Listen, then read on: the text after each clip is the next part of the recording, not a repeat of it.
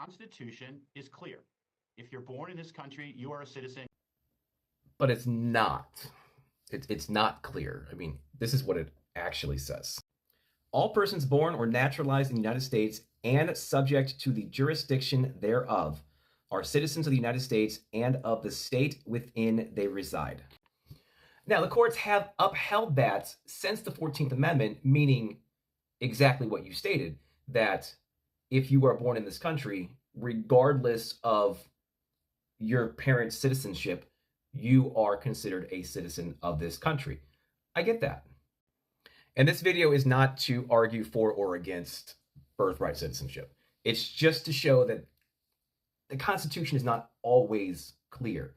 The Second Amendment says we have the right to bear arms and that shall not be infringed. However, there are legal exceptions to that. The same thing with freedom of speech. We can't yell fire in a theater.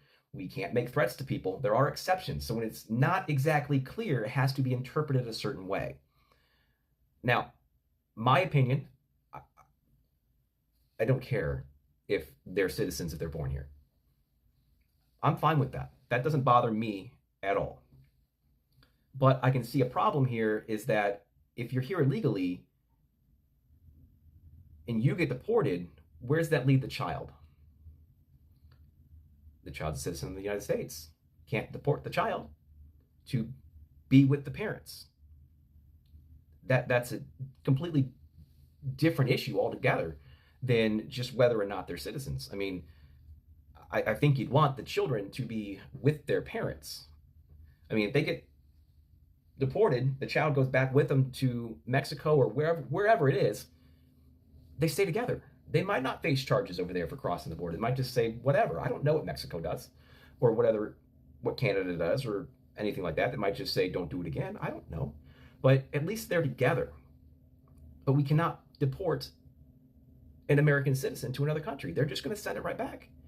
And now that child is stuck in the adoption foster system, which we know is not anywhere close to being as good as it should be. So this is one thing that the courts are going to have to rule on.